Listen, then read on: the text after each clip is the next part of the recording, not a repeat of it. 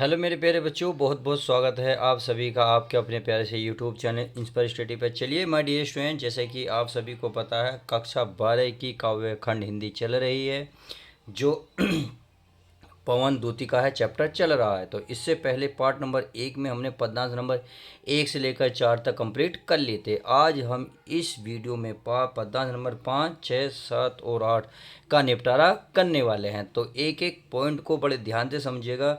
जैसे कि आप सभी को पता, मैं क्या कराता हूँ, पहले इसे पढ़ता हूँ, फिर एक एक शब्द का अर्थ को समझाता हूँ, फिर हाथ से लिखे हुए नोट्स को दिखाता हूँ, ताकि अगर आपको कोई भी डाउट रहा होगा तो नोट्स देख के आपका डाउट क्लियर हो जाएगा। फिर उसके बाद अपना नोट्स अच्छे से बनाना चाहें तो अच्छे से बना भी सकते हैं। तो चलिए बिना किसी देरी के शुरुआत करते हैं पदार्थ नंबर 5 की। कहा थोड़ा आगे सरस रव का धाम सत पुष्पवाला, अच्छे अच्छे बहु द्रुम लता वन, सौंदर्यशाली प्यारा वृंदा विपिन, मन को मुग्धकारी मिलेगा, आना जाना इस विपिन से मोह माया न होना। तो चलिए अब इसको समझते हैं। थोड़ा सा सरस, सरस कहते हैं आनंद से परिपूर्ण, यानी कि थोड़ा सा जैसे ही तुम आगे चलोगे तो आनंद से परिपूर्ण। और रव माने होता ध्वनि से युक्त, यानी कि आनंद से परिपूर्ण, तो ध्वनि ध्वनि से युक्त का धाम, सत पुष्प वाला, सत पुष्प वाला मैंने सैकड़ों पुष्पों से लदा हुआ। जैसे ही तुम थोड़ा सा आगे चलोगे तो आनंद से परिपूर्ण ध्वनियों से युक्त का जो धाम है, जो सैकड़ों पुष्प वाला, अच्छे अच्छे बहुद्रम लतावन सौंदर्यशाली, यानी कि अच्छे अच्छे बहु, बहु कहते हैं, बहु माने होता बहुत सारे, द्रुम माने होता पेड़ पौधे, बहुत से पेड़ पौधे दिखेंगे, लतावन यानी कि आपको थोड़ी सी बहुत सारी लताएं मिलेंगी जो सौभाग्यशाली, यानी कि सौभाग्यशाली सुंदर दिखने वाली होंगी। प्यारा वृंदा विपिन, विपिन देखिए वृंदा विपिन, विपिन होता है आप जंगल कह सकते हैं, यानी कि हे पवन प्यार, आपको आगे वृंदावन का वन मिलेगा जहाँ बहुत आनंदित रस पुष्प वाले, सत पुष्प वाले, यानी कि सैकड़ों पुष्प वाले पेड़ पौधे मिलेंगे, तो अनेक लताएं मिलेंगी जो सुंदर होंगी।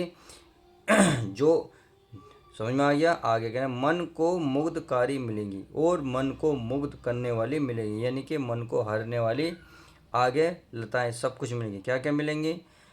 सैकड़ों पुष्प से लदे पेड़ मिलेंगे, लताएं मिलेंगी जो सौभाग्यशाली होंगी, वो आपको मग्ध कर लेंगी। आना जाना इस विपिन से मोह माया न होना। आना जाना यानी कि आना जाना इस विपिन, विपिन मैंने बताया था जंगल से, मोह माया न होना, तो जंगल से मोह माया न होना, मोह माया यानी कि मोहित नहीं होना है, यानी कि आप आना जाना रखना इस विपिन या जंगल से मोहित नहीं होना है। आई होप इतनी बात समझ गए होंगे। चलिए अब आगे देखते हैं।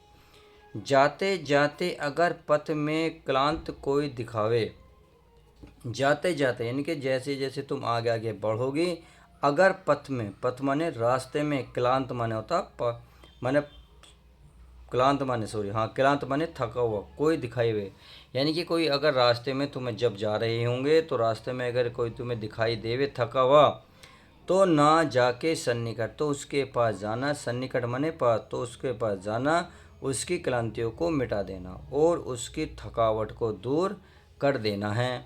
सही है। राधा जी पवन से कह रही हैं, यानी कि जब तुम मथुरा जाओगे तो अगर रास्ते में कोई थका मिलता है तो उसके पास जाना और उसकी थकावट को दूर कर देना है, मिटाना, यानी कि मिटा देना, ख़त्म कर देना। आगे देखते हैं।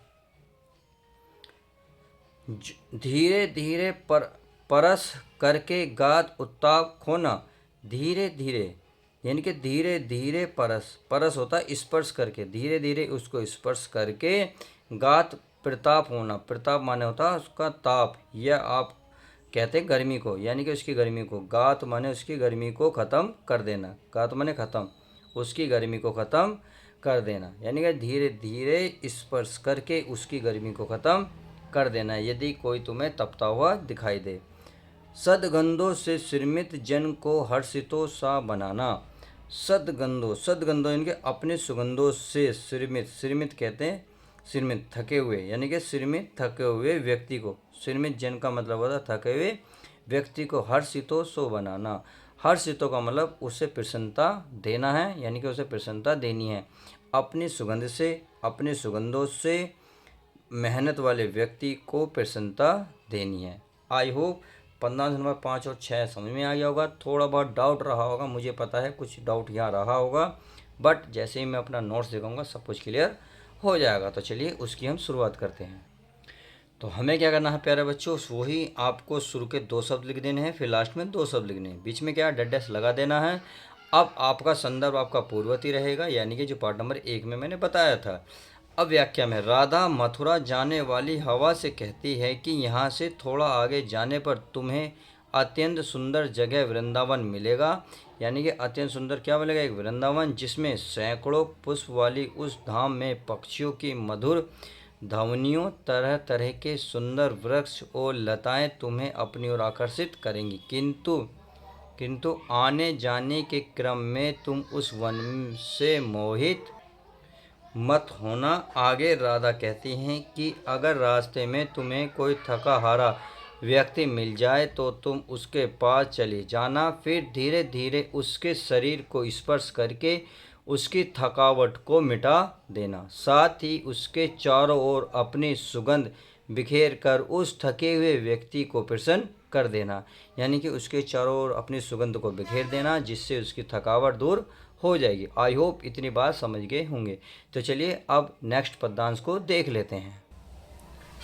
तो नेक्स्ट पद्यांश है आपका, लज्जाशीला पथिक महिला जो कहीं दृष्टि आए। लज्जाशीला कहते हैं प्यारे बच्चों शर्मीली, यानी कि आपने गांव में देखा होगा कुछ महिलाएं जो हैं पर्दा करती हैं, यानी कि पल्ले में रहती हैं, पर इज्जतदार, जिसे कहते हैं इज्जतदार महिला है शर्मीली।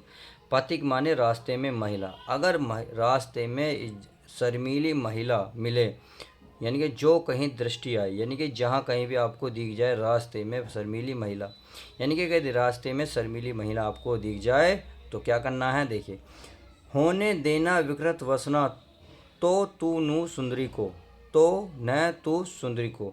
यानी कि होने देना विकृत, विकृत कहते हैं बिखरे हुए, वसना माने वस्त्रों वाली, यानी कि बिखरे हुए वस्त्रों वाली, बिखरे हुए वस्त्रों वाली अगर तुम्हें दिखाई दे हो तो न तू सुंदरी को, यानी कि तू सुंदरी के, न माने नहीं, यानी कि तुम सुंदरी के, यानी कि उस महिला के वस्त्र को बिखेरोगे नहीं। यानी कि जो रास्ते में, यदि रास्ते में तुम्हें शर्मीली महिला दिख जाए पर्दे वाली, तो उसके कपड़ों को तुम इधर उधर मत कर देना, इसका तुम्हें ध्यान रखना है। सही है। आगे, जो थोड़ी भी श्रमित वह हो गोद ले श्रांति खोना।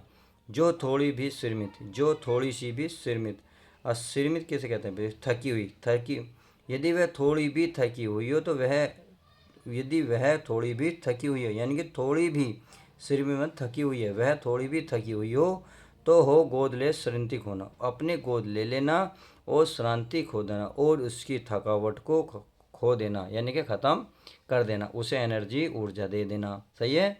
आगे, होठों की हो कमल मुख की मलान नताएं मिटाना। होठों की, यानी कि होठों की और कमल मुख की मी मलानताएं, मलानताएं कहते हैं मलिनता को मिटा देना, यानी कि उनकी होठों की और कमल से मुख की जो मलिनता है, मलिनता को मिटा देना। आई होप इतनी बात समझ गए होगी। अब चलिए पद्यांश नंबर 8 देख लेते हैं। आ गया है, कोई क्लांता कृषक लनना खेत में जो दिखावे। कोई क्लांता, क्लांता माने कोई थकी हुई, कृषक माने किसान, लनना माने पत्नी, यानी कि किसान की पत्नी। यदि कोई किसान की पत्नी थकी हुई दिखाई दे खेत में, यानी कि खेत में यदि किसान की पत्नी आपको दिखाई दे तो करना क्या है, देखिए आगे बता रही हैं, धीरे धीरे परस उसकी क्लांता को मिटाना। धीरे धीरे, परस मैंने बताना स्पर्श करना, यानी कि धीरे धीरे उसे स्पर्श करना, उसकी क्लांता को मिटा देना। क्लांता मैंने अभी बताई थी, उसकी थकावट को मिटा देना, यानी कि उसके पास जाना, उसे धीरे धीरे स्पर्श करना है ताकि उसकी थकावट मिट जाए, यानी कि आपको थकावट उसकी मिटा देनी है स्पर्श करके। आगे कह रहे हैं, जाता कोई जलद यदि हो व्योम में तो उसे ला छाया द्वारा, यानी कि यदि कोई जलद माने बादल, यदि कोई बादल हो तो, यदि कोई वहाँ बादल आसपास हो तो व्योम।